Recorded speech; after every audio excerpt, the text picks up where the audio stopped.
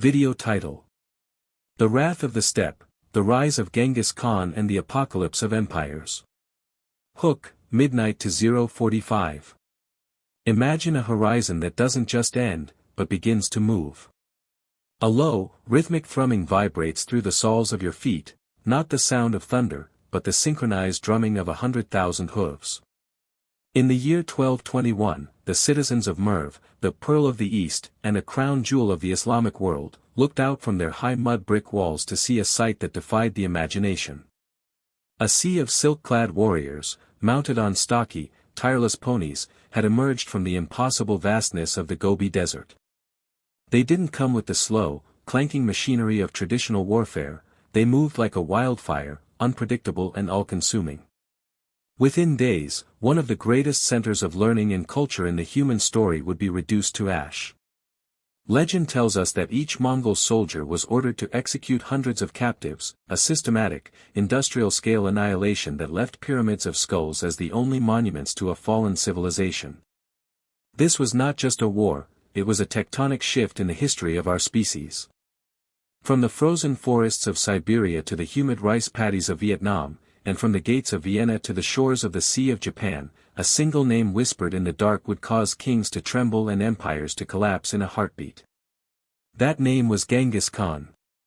Today, we peel back the layers of myth and blood to witness the birth of the largest contiguous land empire the world has ever known. This is the story of the Mongol Empire.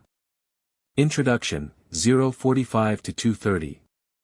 At the dawn of the 13th century, the world was a collection of fractured, isolated power centers. In the east, the great Jin and Song dynasties of China ruled over tens of millions, protected by the most advanced technology and fortifications of the age. To the west, the Khwarezmian Empire dominated Central Asia, a land of sprawling Silk Road metropolises and immense wealth. Further still, the remnants of the Abbasid Caliphate clung to the spiritual heart of Islam in Baghdad, while Europe remained a fragmented patchwork of feudal kingdoms, largely unaware of the storm gathering in the east. The catalyst for this global transformation was not a king born in a palace, but a boy born in a tent, clutching a blood clot in his fist, an omen, the shamans said, of a great conqueror. The Mongol plateau was a brutal, unforgiving landscape of extreme temperatures and endless grass, inhabited by nomadic tribes who had spent centuries locked in a cycle of blood feuds, livestock raiding, and petty warfare. They were experts in survival, masters of the horse and the composite bow, but they lacked a single vision. They were a people of the wind, scattered and divided. That vision would arrive through Temüjin, the man who would become Genghis Khan. His rise to power is a tale of unprecedented resilience, tactical genius, and a cold-blooded understanding of human psychology. But the Mongol Empire was more than just a trail of destruction. It was a bridge between worlds. Under the Pax Mongolica, the Silk Road would flourish, allowing for the exchange of gunpowder, paper, printing, and even the Black Death between East and West. It was a period of religious tolerance that preceded the Enlightenment by centuries, yet it was bought with a body count that remains staggering even by modern standards. In this first part of our epic journey, we will explore the transformation of a hunted fugitive into the universal ruler. We will witness the tactical innovations that allowed a nomadic army to dismantle the greatest fortifications on earth.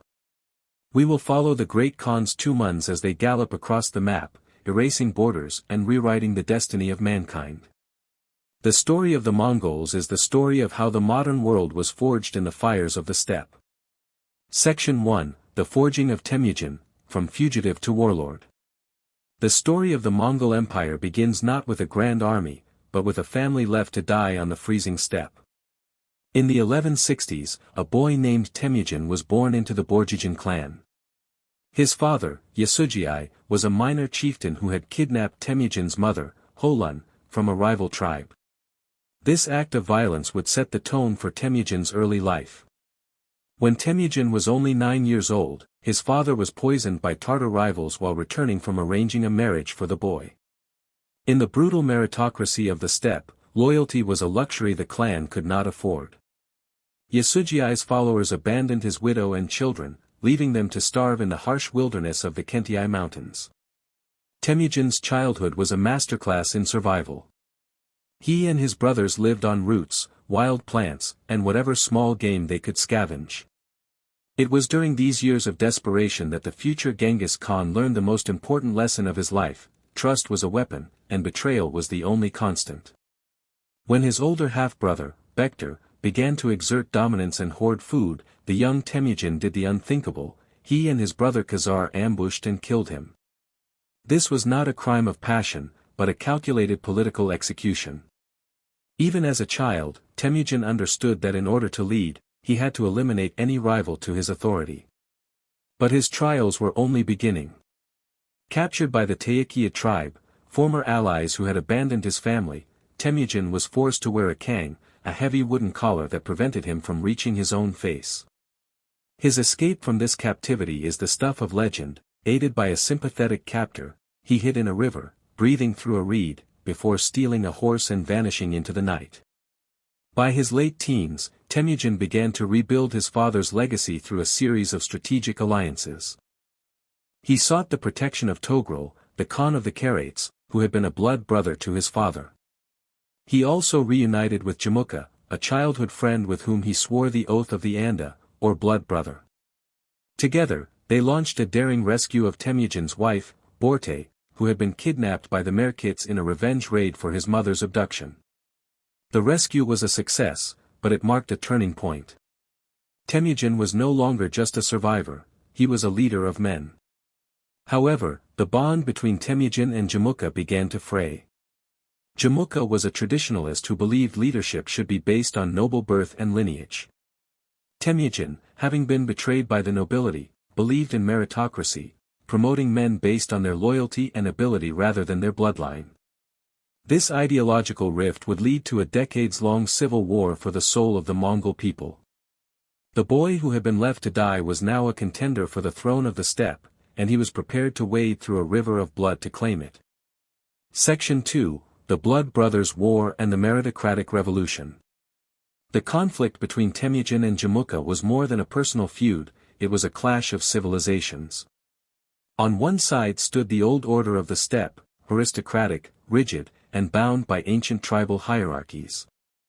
On the other stood Temüjin's radical new vision of a society where a commoner could rise to the rank of general if he showed enough courage on the field.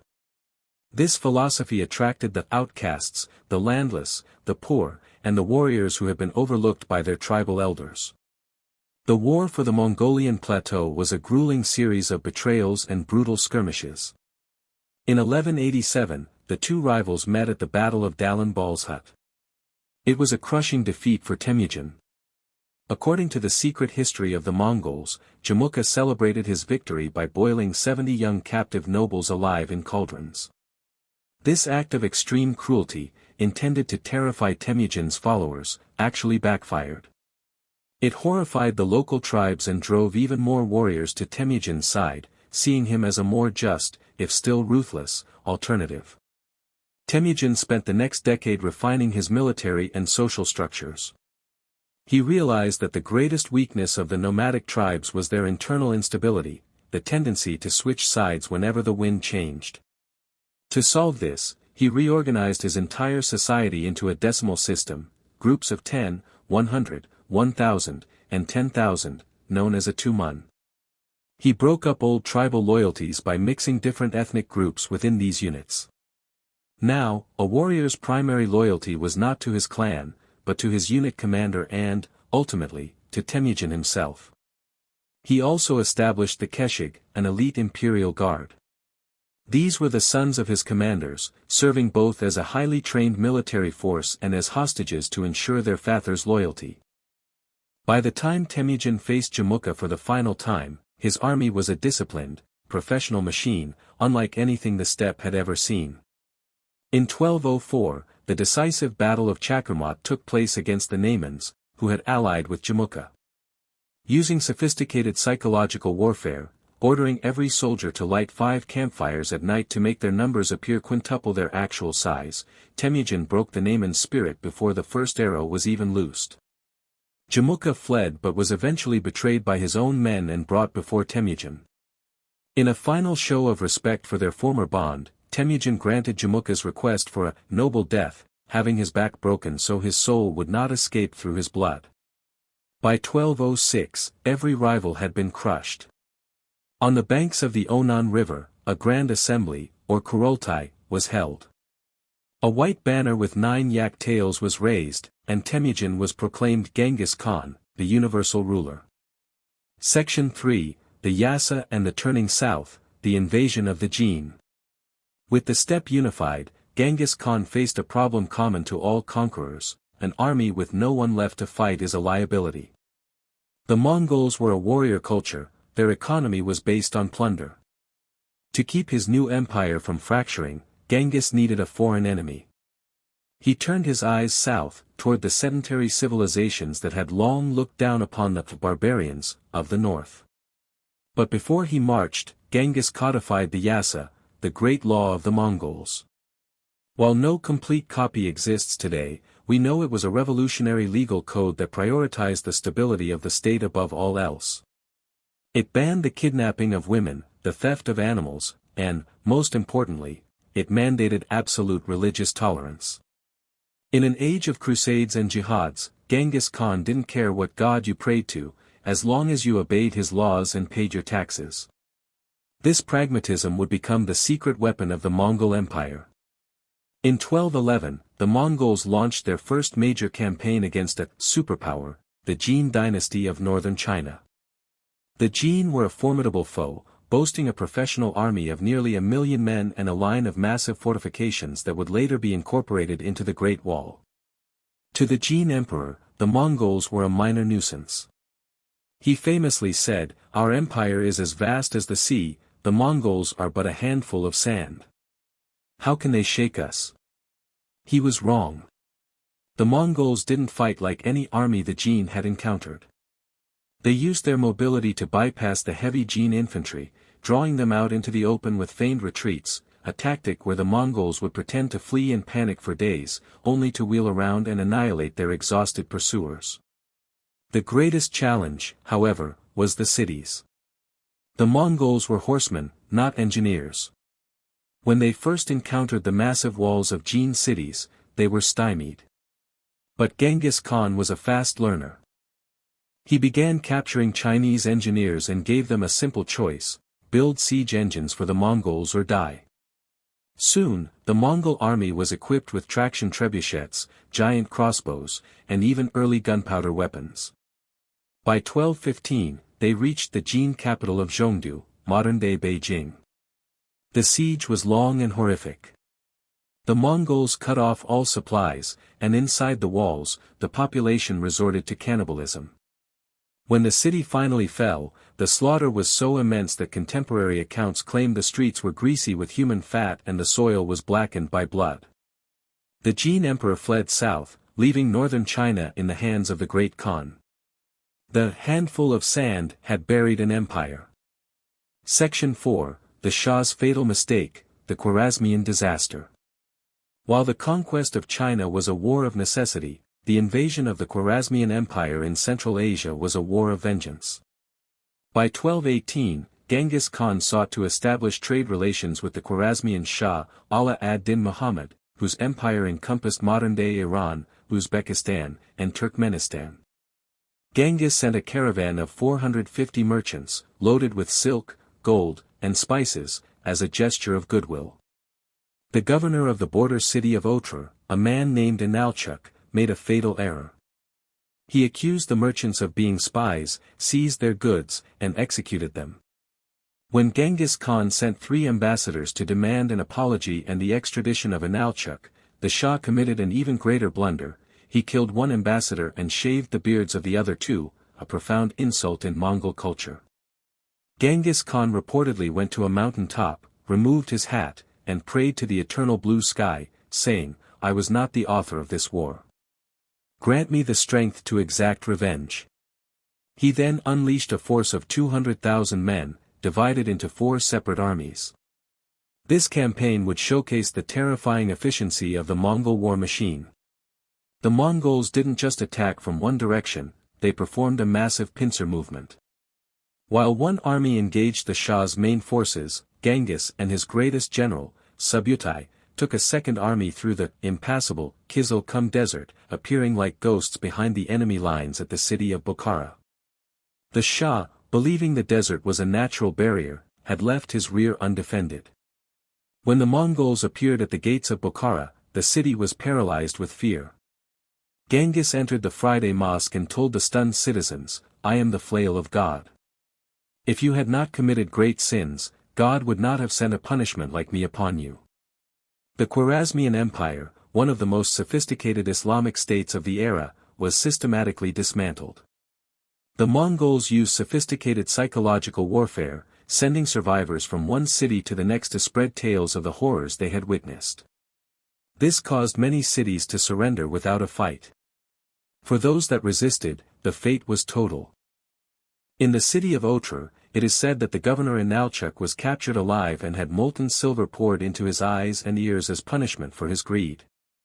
The great irrigation systems that had sustained Central Asian agriculture for centuries were destroyed, turning fertile plains into deserts, a blow from which the region would not fully recover for hundreds of years. Section 5, Subutai the Valiant and the Great Raid. As the Khwarezmian Empire collapsed, the Shah fled toward the Caspian Sea, pursued relentlessly by two of Genghis Khan's most capable generals, Jib and Subutai. This pursuit would evolve into one of the most extraordinary military feats in history, the Great Raid. With a force of only 20,000 men, Jib and Subutai were given permission to scout the lands to the west, effectively embarking on an 8,000-mile cavalry trek that circled the Caspian Sea. Subutai, often regarded as the greatest military strategist of the Middle Ages, was the primary architect of this expedition. He moved with a speed that defied the intelligence reports of the time.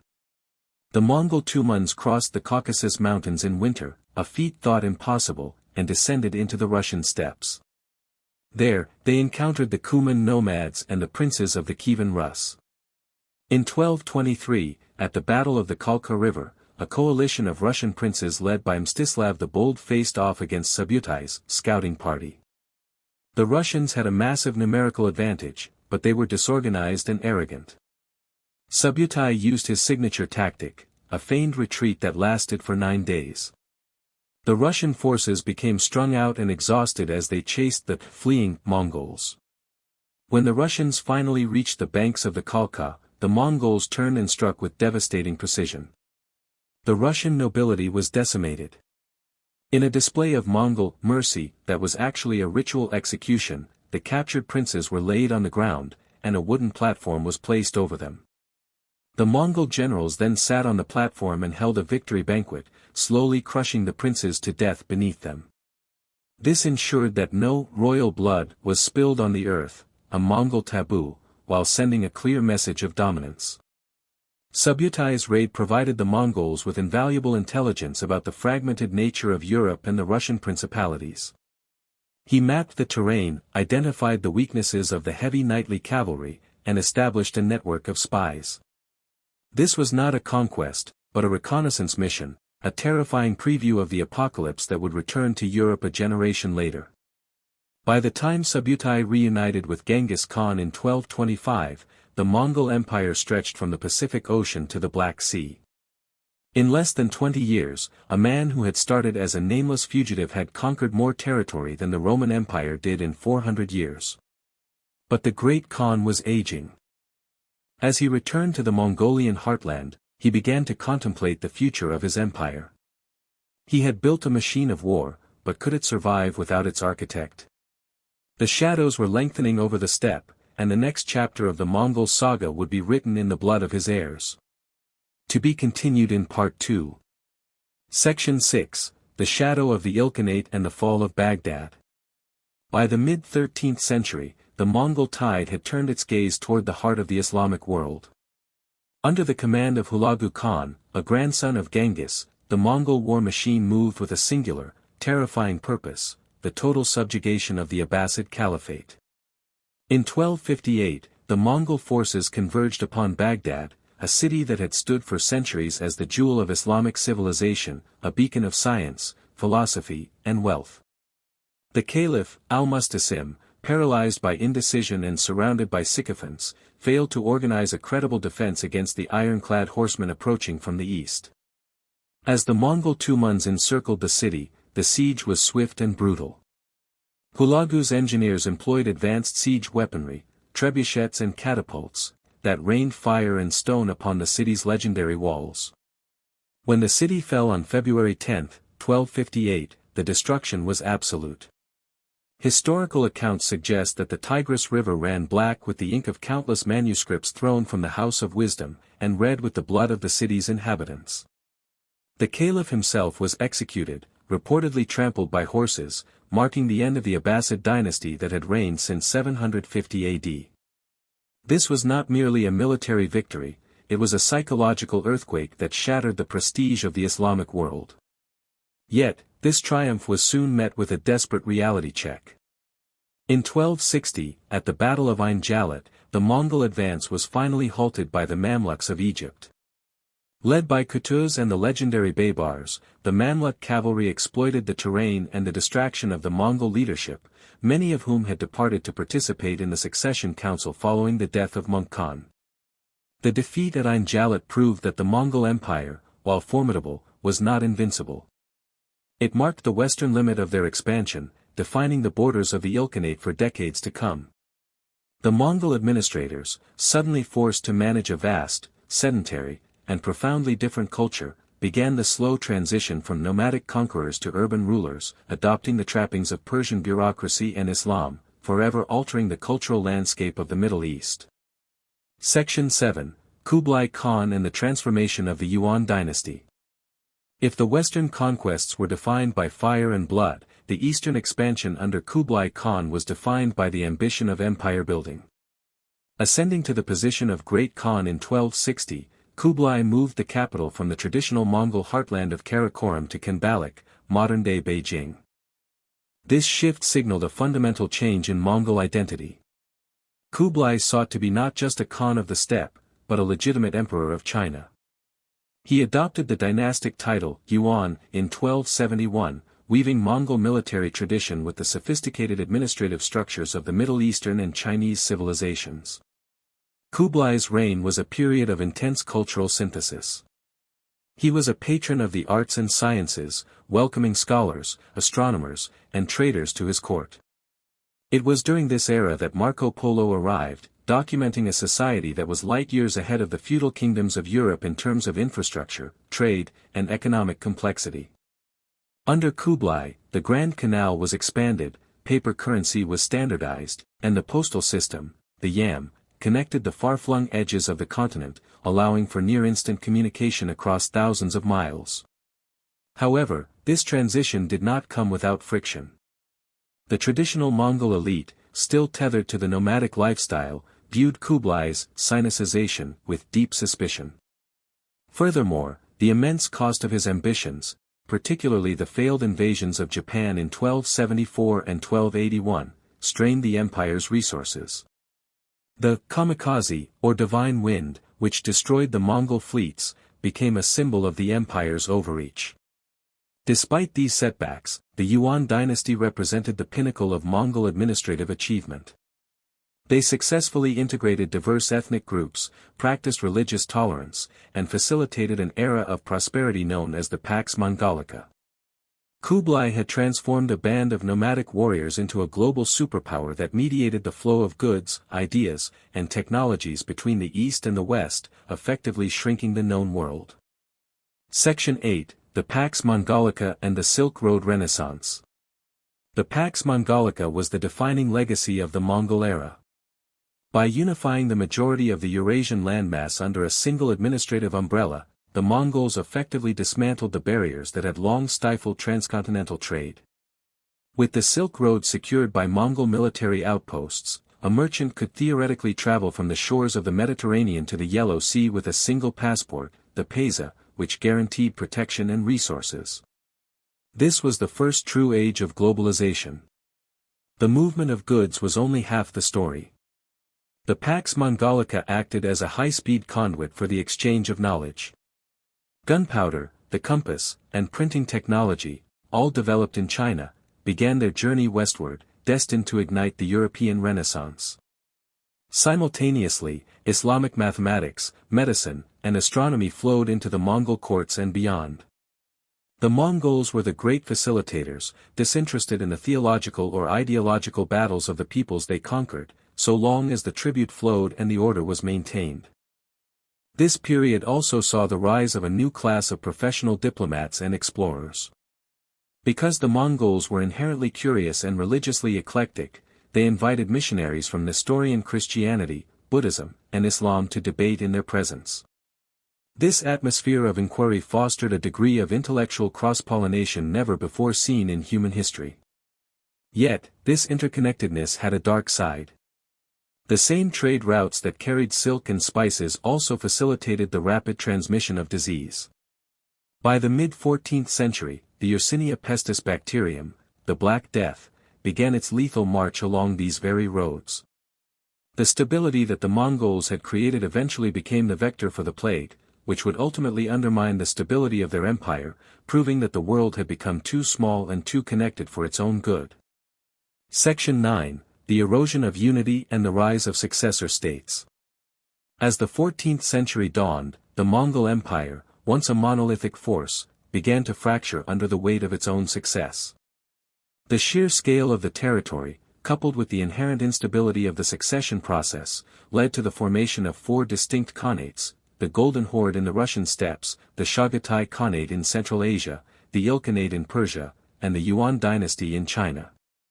Each of these states began to develop its own unique political and religious trajectory, drifting further away from the central authority of the Great Khan. In the Ilkhanate, the adoption of Islam by the ruling elite alienated them from the Buddhist traditions of their Mongol cousins.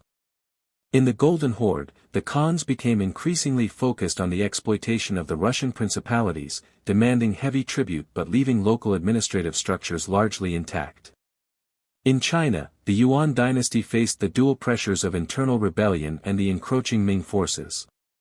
The Mongol rulers had become isolated from their base, surrounded by the luxuries of the imperial court while their military readiness decayed. The dissolution was not sudden but a slow, agonizing process of attrition. The decentralization of power meant that no single leader could effectively manage the empire's vast tax base or suppress regional uprisings. As the central grip loosened, the local populations, who had lived under the shadow of the Mongol yoke for generations, began to reclaim their autonomy. The Ming dynasty's expulsion of the Mongols in 1368 was the final blow to the Yuan, while in the west, the descendants of the Golden Horde and the Chagatai Khanate slowly evaporated into the tapestry of the local Turkic and Persian populations. The Mongol Empire did not vanish overnight, it dissolved into the very cultures it had once sought to dominate, leaving behind a world permanently altered by its presence. Section 10. The Legacy of the Nomad Conquerors. When we look back at the Mongol Empire, we must strip away the caricatures of the barbarian and the savage that have persisted in the Western imagination for centuries. The Mongols were, in their essence, masters of adaptation. They took the primitive warfare of the steppe and scaled it to a global level. They took the disorganized tribes of the plains and forged them into a sophisticated, meritocratic hierarchy. They did not just destroy, they curated. They built cities, preserved trade, and, perhaps most importantly, they forced the world to communicate. The legacy of the Mongols is visible in the modern borders of Russia, China, and Iran. It is visible in the way we view the world as a singular, interconnected unit. Even the concept of the passport can trace its roots back to the Pesa of the Mongol era. Their religious tolerance was centuries ahead of its time, providing a model for pluralistic governance that modern states still struggle to emulate. Yet, we cannot ignore the cost. The death tolls were staggering, the destruction of ancient cities was profound, and the displacement of entire populations left scars on the landscape that took generations to heal. The Mongol Empire teaches us that power is ephemeral, but the structures it leaves behind are often permanent. They were the catalysts of the modern age, the violent, chaotic, and brilliant architects of a new world order.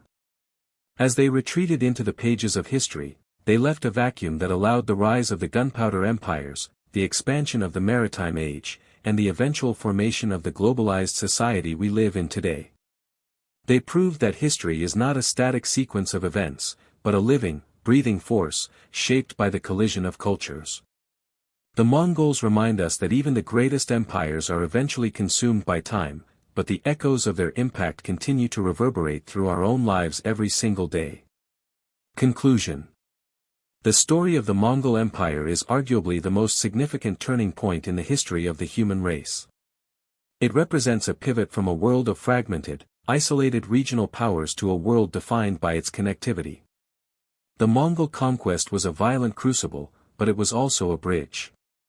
Before the Mongols, the East and the West existed as separate universes, occasionally peering at each other through the veil of legend and hearsay. After the Mongols, the world was laid bare, mapped, and trade-linked. The long-term historical legacy is inescapable. The Mongols effectively ended the medieval period and accelerated the transition into the early modern era. By securing the routes for the exchange of knowledge, they provided the raw materials, the compass, the printing press, and the technology of gunpowder, that would allow Europe to emerge from its own dark ages. They reshaped the demographics of Asia, created the foundations of the Russian state, and unified the vast expanse of China in a way that remains politically significant even in the 21st century. What we learn from the Mongol story today is the incredible fragility, and resilience, of civilization. We see how a single force, fueled by innovation and absolute resolve, can rewrite the maps of empires in the span of a few decades. We see the dangers of extreme centralization and the inevitability of decay when an empire loses touch with its origins. But more importantly, we see the power of cultural exchange.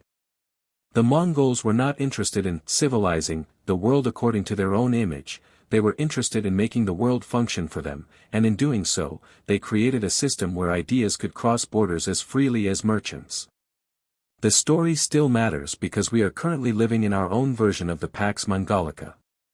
We are more connected than ever, and our globalized systems, like those of the 13th century, are susceptible to the same shocks, be they pandemics or economic collapses. The Mongols remind us that connectivity brings both prosperity and vulnerability. As we navigate our own era of global integration, we should view the history of the Mongol Empire not just as a tale of conquest, but as a cautionary map of how the world shifts, how power dissipates, and how history eventually absorbs all who try to master it. The Mongols were the storm that leveled the old forest, allowing for the new growth that defines our modern existence. Outro. If this journey through history captivated you, make sure you subscribe to Chronicles of History. We publish new documentaries every week. Tell us in the comments below, what do you think was the single most decisive moment in this story? And check out our other videos on screen right now for more epic history.